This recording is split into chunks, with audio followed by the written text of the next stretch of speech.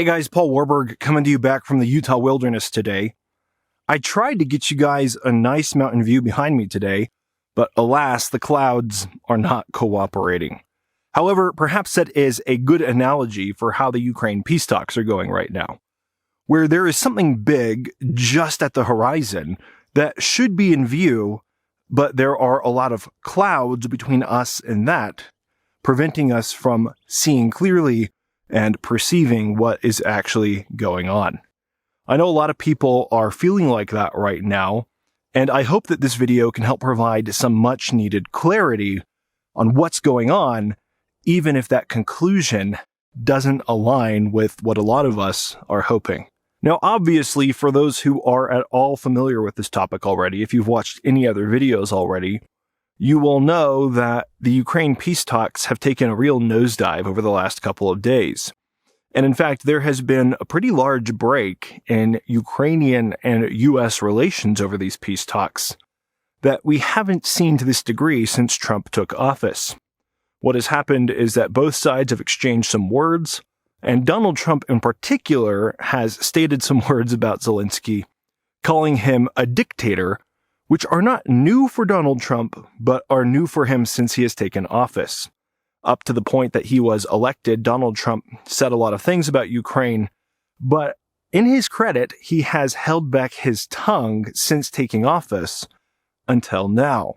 And in this video, I want to analyze what I think is actually going on and why the rhetoric is getting so heated and what I think that is going to indicate for a long-term peace deal. Now, this is not my first video on Trump's Ukraine peace talks, and in my first video, I explained something that it's important I repeat here.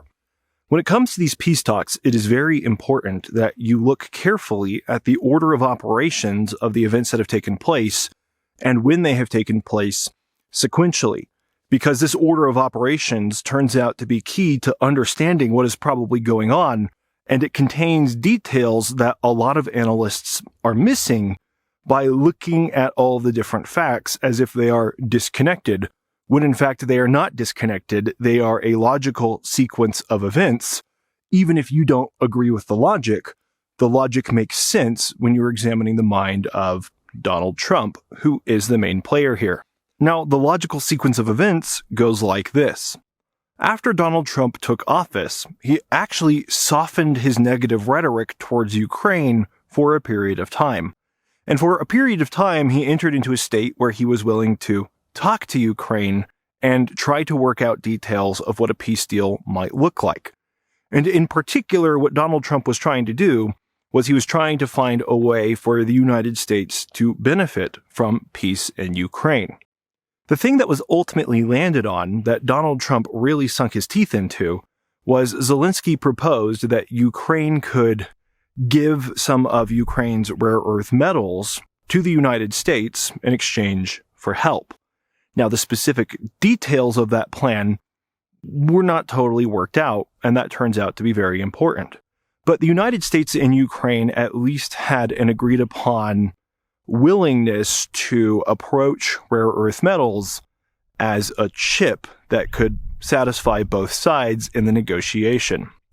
From there is where things started to get confusing, but it's not confusing if you understand the mind of Donald Trump and how Donald Trump has approached pretty much every deal in his life, which is that Donald Trump has approached pretty much every deal in his life as playing a devil's advocate and going really hard at the person he's negotiating with to try to throw them off balance. It is a blunt tactic. I'm not saying it's necessarily particularly effective. I'm not saying that it's particularly moral, but I am saying that Donald Trump's background shows that this is the tactic that he uses. Now, with that in mind, pretty much as soon as Ukraine and the United States landed on this mutually agreed interest in a rare earth metals deal, that is where we started to see this very Trumpish tactic on display. Basically, a bulldozing tactic that attempts to put the person you're negotiating with on edge, making them afraid of losing the deal so that you can hopefully basically bully them into accepting a worse deal for themselves and a better deal for you. We saw this play out in a lot of ways as the United States began all of a sudden appearing to want to negotiate more in Russia's corner, where up to this point, at least since Trump had taken office, he had been trying to make it look like he was in Ukraine's corner. Some things happened. A Trump administration official went on camera and gave an interview where he said that Ukraine's requests, or rather Ukraine's requirements for a peace deal, were completely unrealistic. That there would basically be no military security guarantees, that Ukraine would not get its territory back, Ukraine would not be admitted into NATO, all sorts of crazy things. Now, while all of this was going on, while the United States was basically undermining Ukraine's negotiating position, Donald Trump started talking to Vladimir Putin without any Ukrainian representatives in the room, something that Ukraine had been very clear from the get-go they would not be okay with, because it was Ukraine's peace that was being negotiated, not the United States peace. And in addition to this, the United States did something very telling, which now leads us to what has happened in the past couple of days. The United States presented Vladimir Zelenskyy with a deal that he basically had to reject, and that the United States almost certainly knew he would reject before they even gave it to him. This was basically a lowball offer, which is again very indicative of a Trumpish negotiation strategy. You go into the negotiation trying to set your opponent off his feet by coming in with such a ridiculously bad offer that it's laughable and that it gets rejected, but that it does set the frame of reference for the rest of the negotiation, so that hopefully when you do land on a deal, it's a better outcome for you. It is a very blunt sales and marketing tactic that you use with an average Joe Blow who doesn't know anything about this. Probably not a tactic that you should try with a head of state who is very clever and has a lot of experience. Nevertheless, the United States tried this, and the deal basically went like this. The United States would take Ukraine's rare earth metals in exchange for aid that the United States had already previously given to Ukraine. There were no security guarantees in the deal, and there was basically nothing that Ukraine had previously asked for. Now, just on its surface, if you have ever conducted a negotiation of any kind, you can see how bad this deal really is. Because when you are negotiating, you are always negotiating based on futures, not on saying thank you for past favors. Even when a debt collector comes to you, they are not negotiating with you to get you to say, hey, thank you for lending me that money. They are negotiating with you basically saying we're going to destroy your credit and ruin you if you don't pay us back. And this type of deal of basically trying to get Ukraine to say thank you is particularly bad because they are still fighting an existential conflict. And right now, at least at the current moment, they are not in a position to say thank you for the past because they are still trying to, in their own eyes, secure their very future by winning, again, what they see as an existential conflict. So nothing is going to move the needle for them that does not help them secure that future. And in particular, with this deal, even if Ukraine were interested in basically saying thank you to the United States, which, by the way, they have expressed an interest in doing, and they are interested in paying back the United States for all the aid they've received, the best way for them to do that wouldn't be to give the United States access to rare earth metals, but rather for them to just sell those rare earth metals on the open global market and use the profits from those deals to pay the US back and keep the rest for themselves. This was basically a bulldozing deal trying to get Ukraine to submit and offering them nothing of value. For obvious reasons, Zelenskyy rejected this deal. He wholesale rejected it. He didn't sign it. He didn't even redline it and say, I'm interested in pursuing this, but we need to change this line item and this line item and this line item. Instead, he sent the whole deal back to Trump and basically said, return to the drawing board and try again. And he even went a step further than that and clarified that he would not accept the result of any peace talks that did not include Ukraine in the room. What this did is it basically told Donald Trump, I know what you're trying to do, and I am not going to fall for it. You can't bully me into accepting a deal that's bad for me because you don't have as much negotiation power as you think you do. I am not afraid of rejecting a proposal that the United States reaches with Russia to bring about peace in Ukraine, even if that means losing U.S. support. That then is where we get to the spat that has happened over the past couple of days. In response to this rejection from Ukraine, Donald Trump then responded by falling back on rhetoric that he had been using to get himself elected, saying that the war in Ukraine was actually Ukraine's fault, not Russia's, even though the entire international community disagrees with this, and even Donald Trump himself disagreed with this before he decided to run for office, and before he had the rare earth metals on the table, basically before he thought he could get something out of it. So Donald Trump started playing this line again, and Zelenskyy responded by saying that Donald Trump was basically compromised by Russian disinformation. Now that is a huge statement from President Zelenskyy. If you have watched any documentaries of Ukraine over the past several years, if you have watched any interviews with Ukrainian military officers or Ukrainian government officials, their strategy is always to be very, very flattering towards Donald Trump and basically stroking his ego. Sometimes it's almost comical. You will see interviews with people saying, well, Trump is a big man and Putin is a little man, and so Trump should come in on our side and defeat this little man. And really almost to the level of pandering. That is how careful the Ukrainian government has been not to personally offend Donald Trump, because they know that this is a man, when his ego is bruised, he lashes out. Ukraine here, through Zelenskyy's words, saying Trump was compromised by disinformation, broke from that strategy. And that again sends a message that they are actually not as afraid of the United States walking away from them as most people make it seem. And that is where Donald Trump became truly irate. He lashed out and basically called Zelenskyy a dictator, but in his anger, he revealed a key detail that a lot of people have missed. He said that Zelenskyy was a dictator and that he had better come to the table and make a deal soon, otherwise he would lose his country.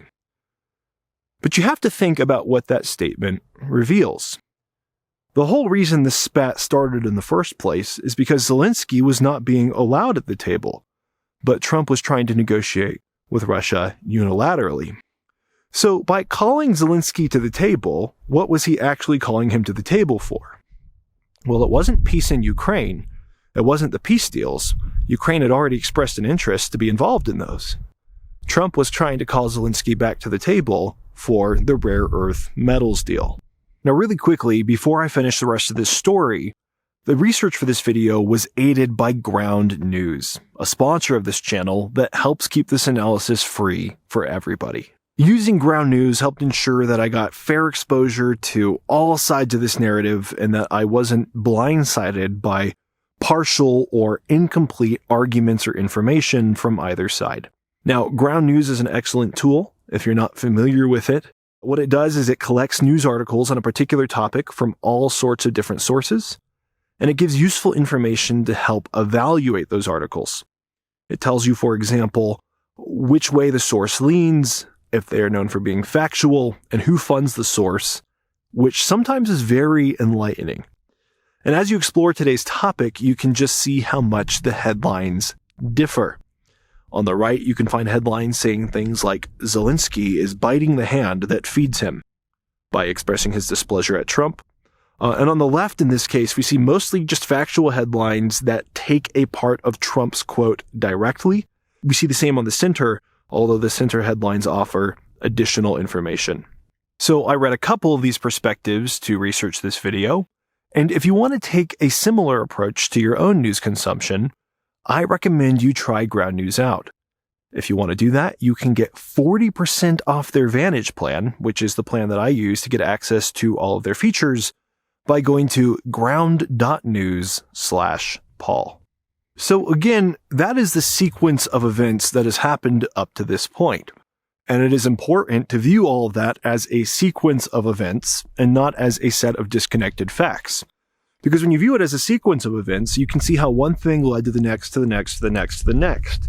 And there is a certain logic to it, even if it's not the type of logic that would normally dominate a negotiation like this.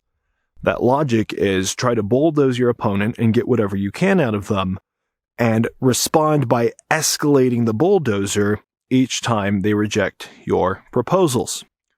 Now, Ukraine, to this point, has demonstrated remarkable resilience in the face of those tactics and remarkable understanding of the fact that those tactics are being used against them.